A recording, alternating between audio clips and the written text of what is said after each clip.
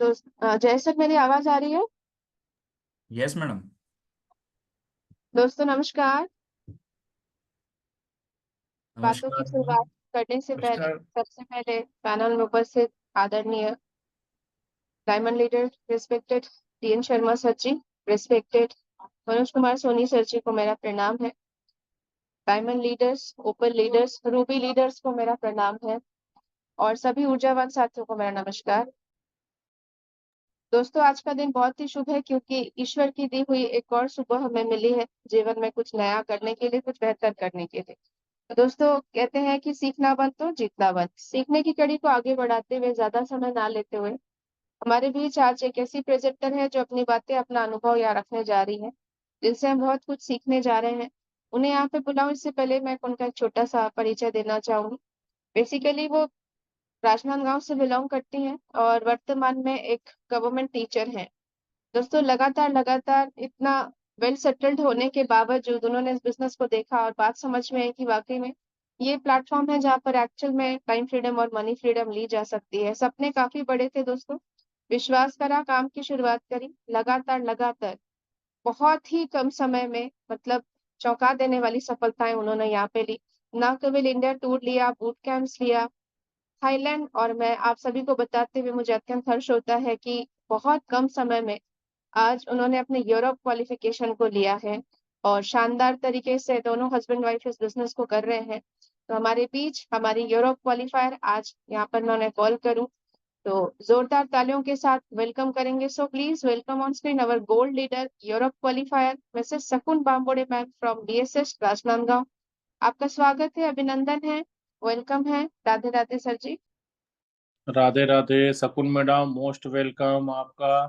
Radhe Radhe sir जी, good morning sir. आज के session के लिए बहुत बहुत बधाइयां शकुन मैडम। ऑल द बेस्ट शकुन मैडम। अनम्यूट करेंगे आप।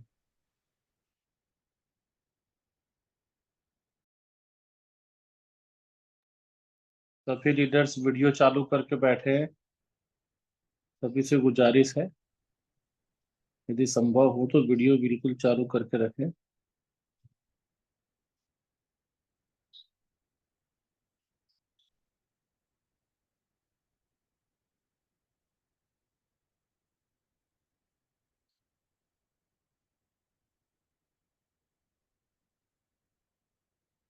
शकुन मैडम, एनी कोई प्रॉब्लम? सर जी, मैडम का वो अनम्यूट नहीं हो रहा है। अच्छा, तो आपके में से वो जो मोबाइल से ले लेंगे। जी जी जी।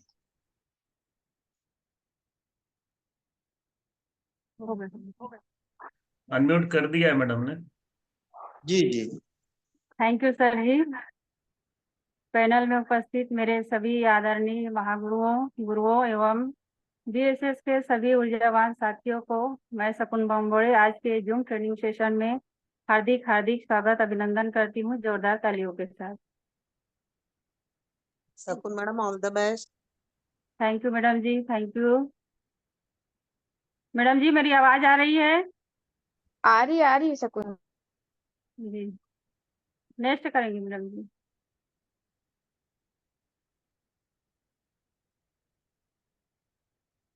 Welcome to Zoom session. आज के जूम ट्रेनिंग सेशन में सभी महागुरुओं का स्वागत है, अभिनंदन है।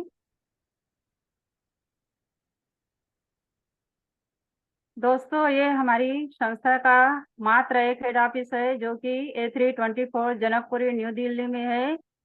जिस संस्था में हम लोग काम करते हैं उस संस्था का नाम है शेख साहब डायरेक्ट दिल से। तो मैं ऐसी संस्था को सादर नमन करती हूँ और उनके लिए जोरदार तालियां। नेक्स्ट। दोस्तों, ये हमारी कंपनी के ग्रेट 5 डायरेक्टर है जिनकी ऊंची सोच की वजह से आज लाखों लोगों को रोजगार मिल रहा है। तो ऐसे ग्रेट डायरेक्टर्स को मैं सादर नमन करती हूँ और उनके लिए जोरदार तालियां चाहती हूँ। दोस्तों, ये हमारा बिजनेस सपोर्ट सिस्टम है। ये एक ऐसा सिस्टम है जिनकी सहायता से आज हम लोग सब घर बैठे एजुकेशन ले रहे हैं और इस सिस्टम के तहत जीरो से हीरो बनने का सफर तय कराती है ये सिस्टम। तो ऐसे सिस्टम को मैं सादर नमन करती हूँ और उनके लिए जोरदार तालियां चाहती हूँ। दोस्तों, ये हमारे फाउंडर लीडर आदरणीय सोनी सर जी एवं आदरणीय शर्मा सर जी है, जिनकी वजह से आज हम सब एक प्लेटफॉर्म के नीचे बैठकर एजुकेशन ले रहे हैं, चाहे वो व्यवसाय संबंधित हो, चाहे पर्सनालिटी डेवलपमेंट संबंधित हो। तो ऐसे मेरे दोनों महान लीडर को, महान डायमंड लीडर को मैं सादर नमन करती हूँ और उनके लिए जोरदार तालियां चाहती हूँ। दोस्तों, हमारे न्यू डायमंड लीडर आदरणीय प्रकाश ठाकुर सर जी एवं आदरणीय रुपेश साहू सर जी है, जिन्होंने भी विषम परिस्थितियों में से इस बिजनेस में डायमंड बने और वो समय समय पर हमें बिजनेस की बारीकियों को बताते हैं कि किस तरह से वो विषम परिस्थितियों में इस बिजनेस से सफल हुए। तो ऐसे मेरे दोनों डायमंड लीडर को भी मैं सादर नमन करती हूँ और उनके लिए जोरदार तालियां चाहती हूँ। दोस्तों, ये हमारे ऊपर लीडर आदरणीय सीमा मैडम जी है, जो महिलाओं की आदर्श स्वरूप है। मैडम जी को देखकर हम सब महिलाओं में एक नया जोश उत्पन्न होता है कि जब मैडम जी कर सकती है तो हमारे देश की सारी महिलाएं भी कर सकती है। तो ऐसे मेरी गुरु माँ को मैं सादर नमन करती हूँ और उनके लिए जोरदार तालियां चाहती हूँ। दोस्तों, ये हमारी रूबी लीडर आदरणीय सुमन मैडम जी है, ये भी महिला शक्ति की आदर्श स्वरूप है, हम महिलाओं के लिए आदर्श स्वरूप है। मैडम भी विषम परिस्थितियों में भी इस बिजनेस में अपने रूबी लीडर को हासिल की है। तो ऐसे मैं सुमन साहू मैडम जी को भी मैं सादर नमन करती हूँ और उनके लिए जोरदार तालियां चाहती हूँ। दोस्तों, ये हमारे रेड क्लब लीडर आदरणीय टीना मैडम जी, आदरणीय गोपाल सर जी एवं आदरणीय दिवाकर सर जी हैं, जिन्होंने भी कड़ी मेहनत से इस बिजनेस में रेड क्लब लीडर को हासिल किया है। टीना मैडम जी हमेशा कहती है कि सीखना बंद तो जीतना बंद। सही है सर जी, जब तक हम नहीं सीखेंगे तब तक हम नहीं जीतेंगे। गोपाल सर जी हमेशा कहते हैं कि भगवान से जो भी मांगना है हाथ ऊपर करके मांगे, क्योंकि भगवान जी देने के लिए हमेशा तैयार रहते हैं, वो हमेशा तथास्तु ही बोलते हैं। तो हमें हमेशा अपने गुरुओं से सदा हाथ ऊपर करके मांगते ही रहना चाहिए। तो मैं गोपाल सर जी को भी सादर नमन करती हूँ। और दिवाकर सर जी भी कुछ दिन पहले माइंड सेट के बारे में बहुत अच्छी जानकारी दी कि किस तरह से हम अपने माइंड को सेट करेंगे तभी हम इस बिजनेस में सफल हो सकते हैं।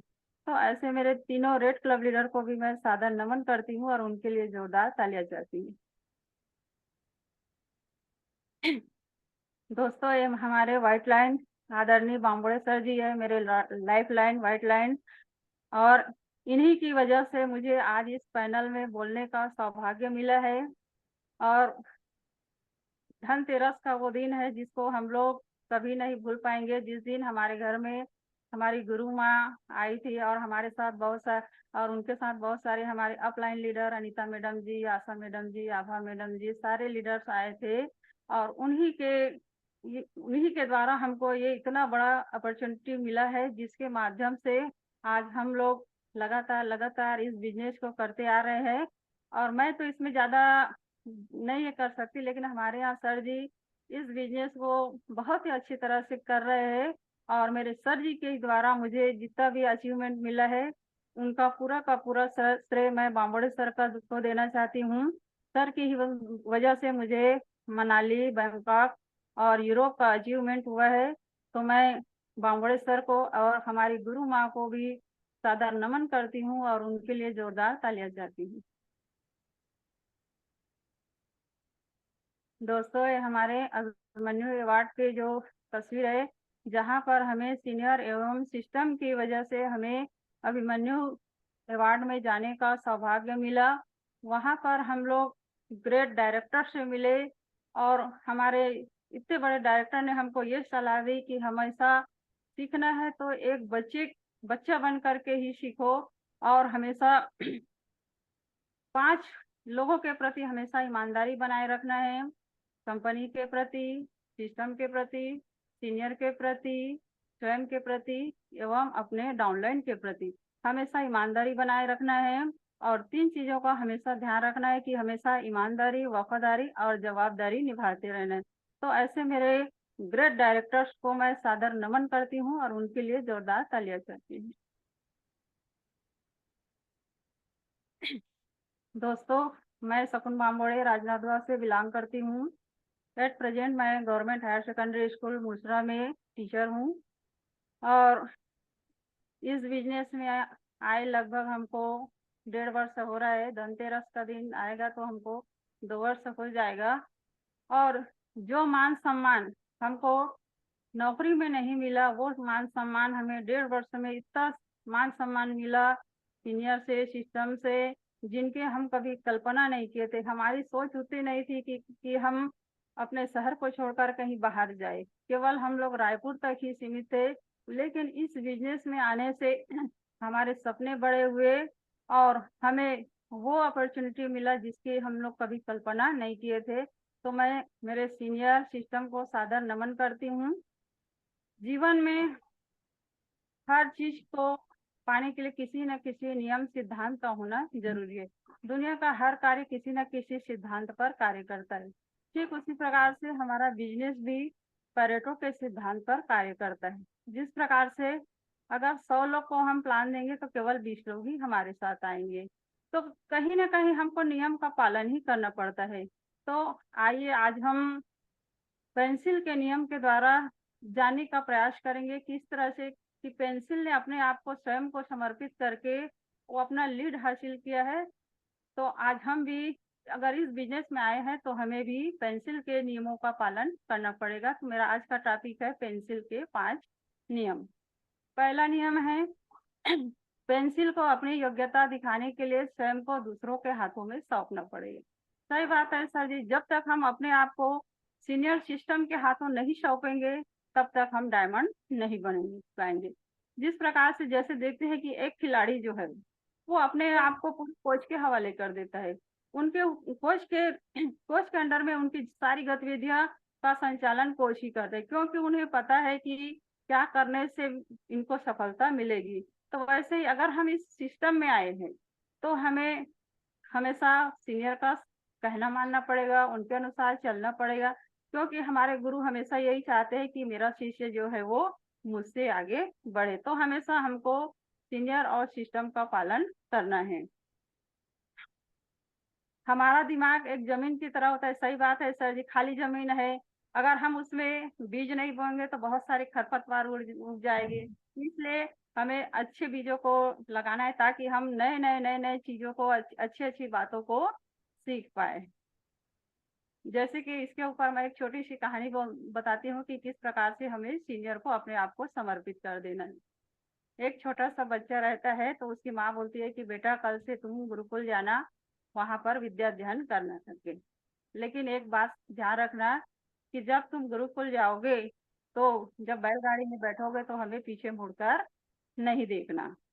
लड़का 10 साल का रहता है, बोलता है ठीक है माँ, मैं जाने के लिए तैयार हूँ। और जैसे ही हम उनको गुरुकुल में छोड़ते हैं तो गुरुजी बच्चे को बोलते हैं ठीक है बेटा, जब आश्रम में जाते तो ठीक है बेटा तुम यही बैठे रहो, जब तक मैं रूम से नहीं आता तब तक तुम यही बरामदा में बैठे रहो करके। बच्चा वहीं बैठा रहता है। गुरुजी अंदर चले जाते हैं आश्रम के अंदर में। बच्चा देखते रहता है कब गुरुजी आएंगे, कब गुरुजी आएंगे। गुरुजी तो मुझे आंख बंद करके बैठने बोले हैं, अभी तक नहीं आ रहे करके। आधा घंटा हो जाता है, गुरुजी आते ही नहीं है। फिर बच्चा को कुछ समय के बाद आश्रम के बहुत सारे बच्चे आते हैं और जहाँ बच्चा आंख बंद करके बैठा रहता है वहीं पर बच्चे लोग आकर के खेलना चालू कर देते हैं। तो बच्चे की इच्छा होती है कि चलो मैं आंख खोल करके देखूं कि सब बच्चे लोग खेल रहे करके। फिर गुरुजी की बात याद आ जाती है, बोलते नहीं मेरे गुरुजी तो बोले हैं जब तक मैं नहीं आऊंगा तब तक अपने आंख नहीं खोलना। फिर लड़का आंख बंद करके बैठ जाता है। फिर आधा घंटा हो जाता है, गुरुजी वापस आते ही नहीं। फिर कुछ समय के साथ बहुत सारे बच्चे लोग आते हैं और वहां पर पकवान खाने लगते हैं। पकवान की सुगंध आने लगती है। बच्चे की इच्छा होती है कि चलो मैं आँख खोल करके देखूं, मैं भी मुझे भी खाने की इच्छा हो रही करके। लेकिन फिर उनको गुरुजी की बात याद आ जाती है कि बोलते हैं नहीं गुरुजी तो नहीं बोले हैं, आँख खोलने नहीं बोले हैं करके। फिर बच्चा चुपचाप आंख बंद करके बैठ जाता है। कुछ समय के बाद फिर गुरुजी आते हैं और बोलते हैं, बेटा तुम परीक्षा में पास हो गए। तुम्हारे सामने इतने सारे, तुम्हारे मन को बहलाने के इतने सारे लोगों को मैंने भेजा, फिर भी तुम अपने मतलब तुम अपने मन को कंट्रोल किए हो, तो तुम परीक्षा में पास हो गए हो। कल से मैं तुम्हें विद्या अध्ययन देने के लिए तैयार हूँ करके। और वो बच्चा गुरु के शरण में जा करके एक दिन इतना बड़ा संत हुआ, जिसके आज हम लोग सब लोग चर्चा कर रहे हैं। तो अगर हम इस बिजनेस में आए हैं तो हमें हमेशा गुरु का कहना मानना है। जब तक हम गुरु की बात नहीं मानेंगे तब तक तो हमें सफलता नहीं मिलेगी। तो ये है पेंसिल का पहला नियम। नेक्स्ट करेंगे मैडम। दूसरा, जिस व्यक्ति के हाथ में उसने स्वयं को सौंपा है, वो जिस भी एंगल से लिखना चाहता है उसे लिखने को तैयार रहना चाहिए। सही है सर जी। अगर हमने अपने आप को सीनियर सिस्टम को सौंपा है, तो अगर हमें सीनियर हमारे सीनियर जैसा बोलते हैं वैसा हमें करने के लिए तैयार रहना है। हमें ये नहीं सोचना है कि सीनियर क्या बोल रहे हैं। कई बार हमारे मन में ये विचार आ जाता है कि अरे सीनियर हमको बार बार बोल रहे हैं, जूम मीटिंग में आना है, लोगों को लाना है, मीटिंग अटेंड करना है, प्लान देना है, फॉलो करना है, जरूर सीनियर का फायदा होगा, ऐसा नहीं सोचना है। क्योंकि सीनियर हमारे भलाई के लिए करते हैं। वो कभी ये नहीं चाहते कि मेरा जो शिष्य है वो पीछा रहे। तो इसलिए हमारे मन में ये भावना होनी ही नहीं चाहिए। हमें अगर जैसे हम बिजनेस में नए रहते हैं तो हम दिल की जगह दिमाग का उपयोग कर लेते हैं। सोचने लग जाते हैं कि नहीं, हम अचीवमेंट लेंगे तो हमारे सीनियर बढ़ेंगे, ऐसे करके। तो हमें अपना दिमाग लगाने की जरूरत नहीं है, क्योंकि दिमाग लगाने के लिए तो हमारे सीनियर बैठे हैं। केवल हमें दिल लगाने की जरूरत है, क्योंकि हमारी कंपनी का नाम ही है स्टेट्स ऑफ डायरेक्ट दिल से। हमें अपने पांचों के प्रति दिल लगाना है, दिमाग लगाने की जरूरत नहीं है। अगर हमारा डाउन लाइन भले ना रहे, लेकिन अगर अप लाइन है तो निश्चित है एक न एक दिन डाउन लाइन जरूर बन जाएगी। इसलिए अप लाइन का होना जरूरी है। जीतने के बाद भी गुरु की जरूरत पड़ती है। सही है दोस्तों। हमें ये नहीं सोचना है कि मुझे तो बहुत सारा अचीवमेंट मिल गया है, अब मुझे गुरु की जरूरत नहीं है। ऐसा नहीं है दोस्तों। हमें जीवन भर अपने गुरु के मार्गदर्शन लेना है। कितना भी हम ऊंचे पद पर चले जाए, हमें गुरु का हाथ कभी नहीं छोड़ना है। हमें गुरु की हमेशा जरूरत पड़ती है।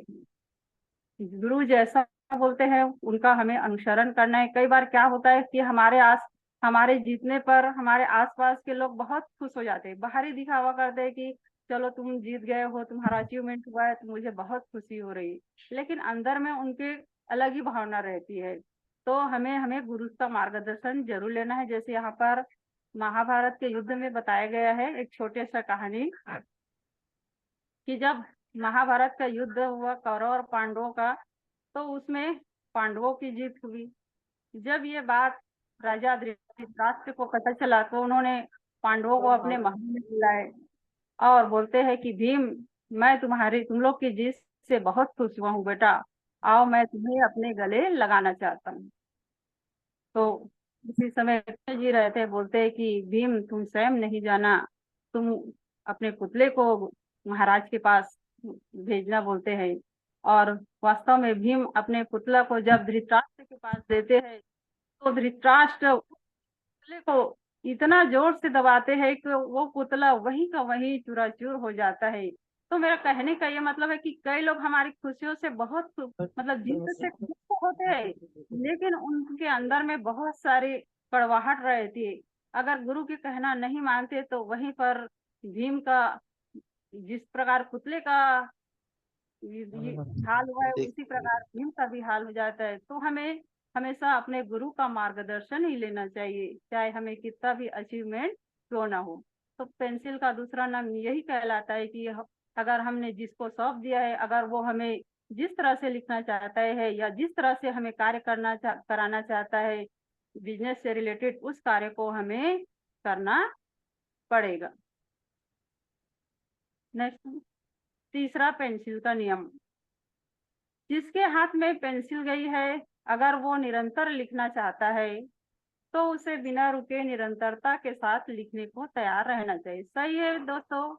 अगर हम जिसके हाथ में गए, सीनियर और सिस्टम के हाथ में हमने अपने आप को सौंपा है। अगर हमारा सीनियर हमसे निरंतर काम कराना चाहता है तो हमें निरंतरता के साथ करने के लिए तैयार रहना पड़ेगा, क्योंकि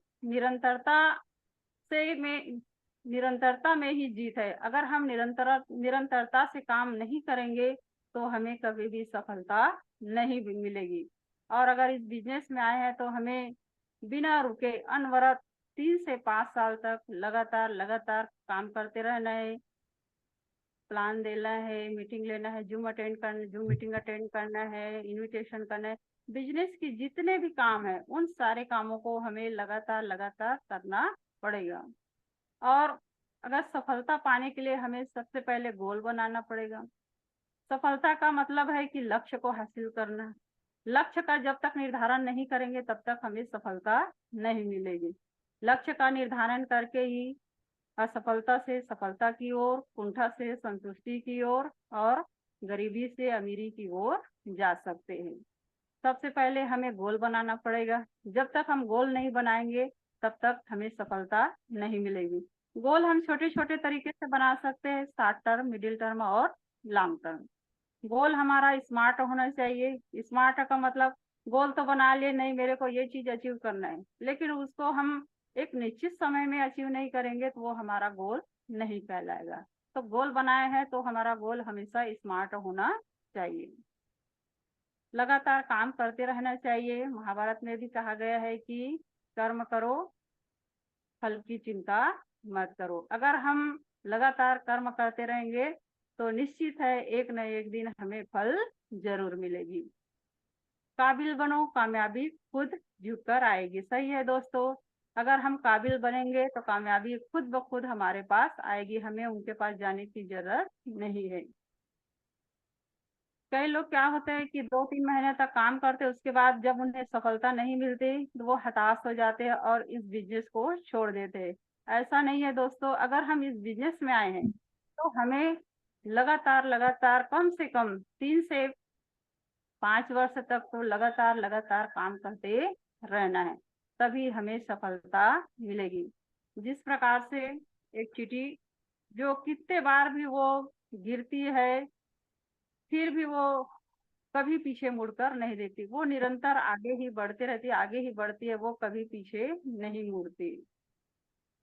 जैसे निरंतरता में इतनी ताकत है कि वो कठोर चट्टान में भी वो निशान बना देती है। जैसे अगर पानी की एक एक बूंद अगर निरंतर किसी चट्टान पर पड़ती है तो उस चट्टान में निशान पड़ जाता है। उसी प्रकार पानी की एक एक बूंद से विशाल सागर का भी निर्माण हो सकता है। तो निरंतरता में इतनी शक्ति है कि जो निर्जन वस्तु को में भी जब जान डाल सकती है, उसमें निशान डाल सकती है, तो हम तो सजीव प्राणी हैं। सही है दोस्तों, हमें लगातार इस बिजनेस में आए हैं तो हमें लगातार काम करते रहना है। जब तक हमें सफलता नहीं मिलती हमें निरंतरता बनाए रखना है। नेक्स्ट मैडम जी। चौथा नियम, लिखते लिखते पेंसिल से गलतियां हो जाती है तो उसे मिटाया जाता है। सही है दोस्तों, और लिखावट खराब होती है तो समय समय पर शार्प भी किया जाता है। ठीक उसी प्रकार से हम बिजनेस में आए हैं तो हमसे बहुत सारी गलतियां हो जाती है, जो हमारे सीनियर नहीं चाहते वो गलतियां हमसे हो जाती है। तो समय समय पर हमारे गुरुजी, हमारे डायमंड लीडर हमें सलाह देते हैं कि नहीं ऐसा करने से नुकसान होगा, तो ये नहीं करना है। तो सीनियर हमें समय समय पर हमें हमारी गलती को सुधारते हैं। और जब हमारा अचीवमेंट नहीं होता, जब हम सफल नहीं होते तो कभी कभी हम डिमोटिवेट हो जाते हैं, निराश हो जाते हैं। उस समय भी हमारे सीनियर जो है वो हमें मोटिवेट करते हैं कि नहीं ऐसा करो, ऐसा करने से ये सफलता मिलेगी। लोगों को मीटिंग मिलाओ, जितना ज़्यादा लोग मीटिंग में आएंगे, जितना ज़्यादा इनविटेशन करोगे उतनी ज़्यादा सफलता मिलेगी। तो हमें समय समय पर मोटिवेट करते हैं। जिस प्रकार से एक माँ जब बच्चे से कोई गलती हो जाती है तो उसे समझाती है, उसको सिखाती है कि नहीं बेटा ऐसा करने से ये नुकसान होगा, ये करोगे तो फायदा होगा। तो वो उन्हें, क्योंकि उन्हें माँ को पता है कि बच्चा के क्या करने से लाभ है और क्या करने से हानि है। ठीक उसी प्रकार से हमारे सीनियर भी हमें समय समय पर हमें मोटिवेट करते हैं, समझाते हैं और गलतियों पर सुधार भी करते। तो हमें हताश नहीं होना है, निराश नहीं होना है। हमें ये नहीं सोचना है कि हम तो इस बिजनेस के स्वतंत्र मालिक है, हमें सीनियर बार बार क्यों बोल रहे हैं, बार बार हमें क्यों मना कर रहे हैं, क्यों डांट रहे हैं। ऐसा नहीं सोचना है दोस्तों, क्योंकि सीनियर जो हमारे गुरु जी है वो हमेशा हमारे अच्छा ही चाहते, हमारा भला ही चाहते हैं। जैसे अभी ऑफर चल रहा है तो हमारे गुरु जी, हमारे डायमंड सर आदरणीय शर्मा सर जी बार बार बोलते हैं कि बहुत अच्छा ऑफर है, जल्दी अचीवमेंट लो, इतना सुनहरा मौका है।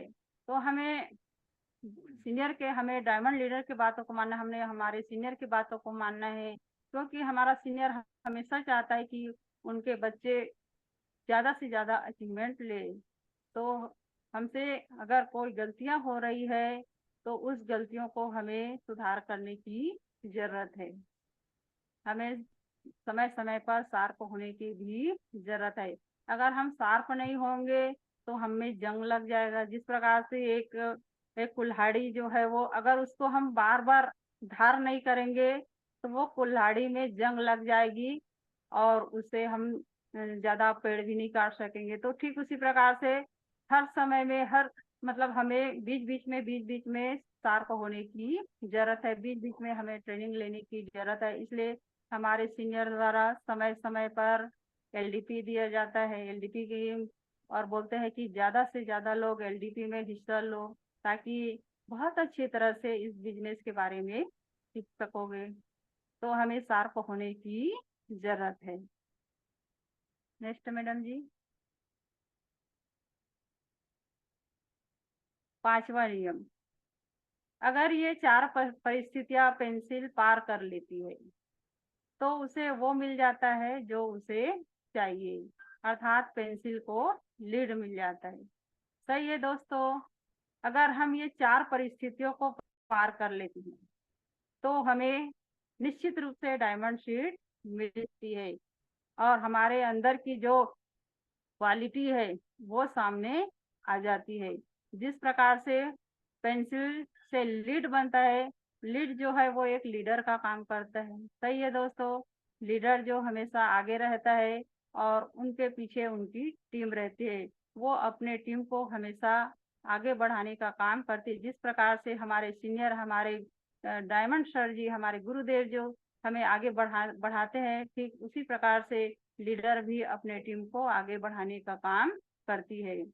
जिस प्रकार पेंसिल की जो लीड है वो आउटकोर के कारण सुरक्षित है, ठीक उसी प्रकार से हम भी अपने सीनियर और सिस्टम के द्वारा ही, उनके ही चरणों में हम सुरक्षित है।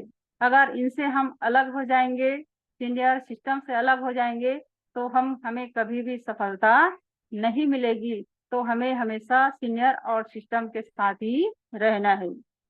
क्वालिटी सबके अंदर है, सबके अंदर छुपी है, बस उसे निखारने की जरूरत है। और अगर हम इस बिजनेस में आए हैं तो हमें हमेशा निरंतरता बनाए रखना है। क्वालिटी हमें जूम मीटिंग से मिलती है, इसलिए बार बार हमारे सीनियर बोलते हैं कि ज्यादा से ज्यादा लोग जूम मीटिंग में आए, खुद आए और अपने टीम वालों को भी लेकर आए, ताकि उनके अंदर, सबके अंदर कुछ न कुछ प्रतिभा छिपी रहती है। ऐसा दुनिया का कोई भी इंसान नहीं है जिनके अंदर प्रतिभा नहीं है। सारे इंसान के अंदर में प्रतिभा है, बस उसे एक अवसर की तलाश है। और साथ ही साथ उनके अंदर जो छुपी हुई प्रतिभा भी उभर कर आती है। यहाँ पर एक छोटी सी स्टोरी बताया गया है जिसको कुछ दिन पहले जय सर जी भी बताए हैं। सभी लोग इस स्टोरी को सुन चुके हैं, फिर भी मैं छोटे रूप में इसको बताना चाहती हूँ। एक दिन एक मूर्तिकार को रास्ते पर चलते चलते 2 पत्थर मिल जाते हैं। मूर्तिकार दोनों पत्थर को अपने घर ले आते हैं और उस पत्थर को तराशना चालू करते हैं। जैसे ही पहले पत्थर को हथौड़ा से मारते हैं, तो पहला पत्थर जो है वो बहुत रोना चालू कर देता है, बोलता है कि नहीं नहीं, मुझे मत मारो, मुझे बहुत पीड़ा हो रही है। फिर भी मूर्तिकार उसको मतलब मारते हैं, उसको तराशते हैं, तो वो खूब रोना चालू कर देता है कि नहीं, मुझे मत मारो मत मारो करके। तो मूर्तिकार जो है वो उस पत्थर को छोड़ देता है। फिर दूसरे पत्थर को लेता है, उसे भी तराशने की कोशिश करते हैं, उसे भी हथौड़ा से मारते हैं। उनको भी बहुत चोट लगती है, लेकिन वो उस मार से वो शांत रहता है, अंदर ही अंदर रोता है, वो चिल्लाता नहीं। मूर्तिकार उस पत्थर को इतना मार मार के, इतना हथौड़ा मार के, इतना तराश के एक सुंदर मूर्ति का रूप बना देते हैं। फिर एक दिन पुजारी उस मूर्तिकार के पास आते हैं और उस मूर्ति पर उनकी नजर पड़ती है और बोलते हैं कि मूर्तिकार, मैं इस मूर्ति को अपने मंदिर में ले जाता हूँ। मूर्तिकार बोलते हैं ठीक है प्रभु, ले जाइए करके। फिर मूर्तिकार की नजर उस दूसरे पत्थर पर पड़ती है, बोलते हैं ये पत्थर तो खाली है, इसको भी मैं अपने मंदिर में ले जाता हूँ, बोलते हैं। तो मूर्तिकार बोलते हैं ठीक है, इनको भी ले जाओ करके। दोनों पत्थर को मूर्तिकार अपने मंदिर में ले जाते हैं। जो दूसरे पत्थर है, जो मूर्ति का आकार लिए है, उन पर रोज फूल माला मेवा मिष्ठान चढ़ाए जाते हैं। और जो दूसरा पत्थर रहता है, जो मंदिर के बाहर रहता है, उस पत्थर पर प्रतिदिन जो श्रद्धालु लोग हैं वो नारियल को उस पत्थर पर फोड़ते हैं। प्रतिदिन प्रतिदिन ये कार्य होता है। तो एक दिन दूसरा पत्थर जो है वो पहला पत्थर है वो दूसरे पत्थर से बोलते हैं कि यार, हम दोनों तो एक ही जगह से आए हैं, तुमको रोज मेवा मिष्ठान फल फूल चढ़ाए जाते हैं और मुझ पर, मेरे सिर पर रोज पत्थर मारा जाता है। तो दूसरा पत्थर जो मूर्ति बना है वो बोलते हैं कि दोस्त, काश उस दिन तू उस मार को सह लेता, उस चोट को सह लेता, तो आज तू भी एक मेरी तरह मूर्ति का रूप ले लेता और आज तुमको भी वो जो चीज मेरे को मिल रहा है, जो सुख मेरे को मिल रहा है, वो सारे सुख तुम्हें भी मिलता। तो कहने का तात्पर्य ये है कि पहले दुख सह लो, उसके बाद जीवन भर हमें खुशियां ही खुशियां मिलेगी। हमारे डायमंड सर हमेशा बोलते हैं कि जितना कष्ट सहना है, जितना दुख सहना है, वो 5 साल तक के सह लो, उसके बाद जीवन आसान हो जाएगा। तो ठीक ये एक पत्थर के माध्यम से मैंने बताने का प्रयास किया कि हम अगर इस बिजनेस में आए हैं तो हमें हताश नहीं होना है, निराश नहीं होना है, असफलता से हमें नहीं डरना है कि नहीं हमें तो सफलता नहीं मिल रही है, नहीं मिल रही है, ये नहीं सोचना है। हमें लगातार लगातार काम करते रहना है, अपना काम करते रहना है। निश्चित है एक न एक दिन हमें सफलता मिलेगी। डट कर ही रहना है, डटे रहोगे तो जरूर सफलता मिलेगी। Next madam. निष्कर्ष, मेरे इस पेंसिल के 5 नियम का निष्कर्ष ये है कि अगर हम इस बिजनेस में आए हैं तो हमें सारी चीजों को त्याग कर जो हमारे सीनियर हमारे सिस्टम जो कहते हैं उसे हमें फॉलो करना है, उनके अनुसार हमें चलना है, उनकी राहों पर चलना है, तभी हमें सफलता मिलेगी। जब तक हम सीनियर सिस्टम की बात को नहीं मानेंगे, हमें सफलता नहीं मिलेगी। हम कितना भी अचीवमेंट क्यों ना ले ले, अगर हम सीनियर के नजदीक नहीं, सीनियर के करीब नहीं है, सिस्टम के करीब नहीं है, तो हमें सफलता नहीं मिलेगी। हमें हमेशा गुरु का मार्गदर्शन लेना है, उनके साथ चलना है, सीनियर सिस्टम को फॉलो करना है, अपने टीम के प्रति ईमानदारी दिखाना है, तभी हमें सफलता मिलेगी। जिस प्रकार से कहा जाता है कि प्यासा कुएं के पास जाता है, कुआं प्यासा के पास नहीं जाता। ठीक है दोस्त, उसी प्रकार दोस्तों, हम अभी प्यासे हैं, हमें पानी की जरूरत है, हमें कुएं की जरूरत है, तो हमें कुएं के पास जाना है, जहाँ पर हमें मीठे मीठे जल मिलेगी, तो हमें हमेशा सीनियर के साथ रहना है, सीनियर के पास जाना है, और तभी हमें सफलता मिलेगी। नेक्स्ट मैडम जी। दोस्तों, ये हमारी कंपनी का ऑफर है गोल्ड शावर। मैं सभी से निवेदन करती हूँ कि जो हमारी कंपनी का जो ऑफर मिला है उसमें ज़्यादा से ज़्यादा लोग अचीवमेंट ले और ज़्यादा से ज़्यादा लोग विदेश की यात्रा करें। नेक्स्ट मैडम जी। ये हमारा समर चैलेंज ऑफर है, सिस्टम ऑफर है समर चैलेंज, जो 31 जुलाई को लास्ट हो जाएगा। तो हमारे डायमंड सर हमेशा बार बार बोल रहे हैं कि इतना सुनहरा मौका मिला है, इतना सुनहरा ऑफर मिला है। इस ऑफर में अगर हम 8 डायरेक्ट सेल करते हैं तो हमें स्मार्टफोन मिलता है, और अगर हम 11 डायरेक्ट सेल करते हैं तो हमें अयोध्या धाम की यात्रा मिलेगी, जहां पर हम भगवान राम जी के दर्शन कर पाएंगे। और अगर हम 20 डायरेक्ट सेल करते हैं तो हमें थाईलैंड की यात्रा मिलेगी, विदेश जाने का हमें मौका मिलेगा। ये बहुत शानदार सुनहरा अवसर है, और इतना कम टारगेट में हमें इतना बड़ा बड़ा अचीवमेंट मिल रहा है। तो मैं सभी से निवेदन करती हूँ कि वो ज़्यादा से ज़्यादा इस अचीवमेंट को हासिल करे, और अपने टीम वालों को भी प्रेरित करे कि वो ज़्यादा से ज़्यादा डीडी ले और विदेश की यात्रा करें। नेक्स्ट मैडम जी। फन सिटी हमारे सिस्टम द्वारा ये ऑफर दिया गया है कि अगर 3 डायरेक्ट सेल करते हैं तो हमारे नज़दीकी क्षेत्र में जहाँ भी फन सिटी है, फन सिटी, वहाँ पर एक दिन पूरा घूमने का सुनहरा मौका मिलेगा। तो ज़्यादा से ज़्यादा लोग 3 डायरेक्ट सेल करके फन सिटी अचीव करे। और मेरा तो हो गया है सर जी, फन सिटी भी हो गया है, गोवा भी हो गया, थाईलैंड भी हो गया है। और मैं कोशिश करूंगी कि हमारे टीम से कम 5 लोग फन सिटी अचीव करे, 3 लोग का गोवा होगा और 3 लोग थाईलैंड अचीव करेंगे।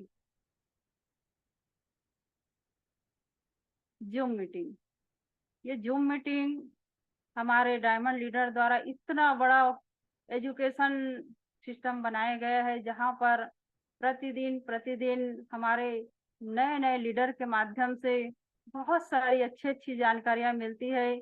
इन जानकारियों को हम घर बैठे ले सकते हैं। सोचिए दोस्तों, इस शिक्षा को लेने के लिए लोगों को कितनी यात्रा तय करनी पड़ती है, कितना कठिन राहों पर चल करके एजुकेशन लेने जाते हैं। लेकिन बहुत दुख की बात ये होता है कि हमारे सीनियर द्वारा इतने अच्छे जूम मीटिंग का आयोजन किए गए हैं, जहां पर हम घर बैठे आसानी से ट्रेनिंग ले सकते हैं, जहां पर हम सारी चीजों को सीख सकते हैं। आज मैं भी टीचर हूं, मैं उतना नहीं बोल पाती थी जितना मैं इस जूम मीटिंग लेकर के मैं इस बिजनेस में आई हूँ। तो मुझे इतना सारा इतना मुझे ज्ञान हुआ जिसके बारे में मैंने कभी कल्पना नहीं की थी, सोची नहीं थी कि मैं इतने इतने बड़े पैनल पर आकर के बात करूं, लोगों के बीच अपने बात को रख सकूं। तो ये पूरा का पूरा श्रेय मैं मेरे सीनियर आदरणीय सोनी सर जी एवं आदरणीय शर्मा सर जी को देना चाहती हूँ, और उनके लिए जोरदार तालियां चाहती हूँ, जिन्होंने इतने शानदार प्लेटफॉर्म का निर्माण किए हैं, तैयार किए हैं, जहाँ पर ज्यादा से ज्यादा लोग एक साथ बैठकर विद्या अध्ययन कर सकते हैं, शिक्षा ले सकते हैं। तो मेरी सभी से गुजारिश है कि वो ज्यादा से ज्यादा लोग इस जूम मीटिंग को अटेंड करें, साथ ही साथ अपने टीम वालों को भी इस मीटिंग में लाएं, ताकि वो भी सीख सके कि किस प्रकार से हमारे सीनियर लोग हमें बिजनेस के बारे में जानकारी देते हैं, कैसे इनविटेशन करना है, कैसे प्लान देना है, कैसे फॉलो करना है। ये सारी चीजें हमें जूम मीटिंग के माध्यम से मिलती है।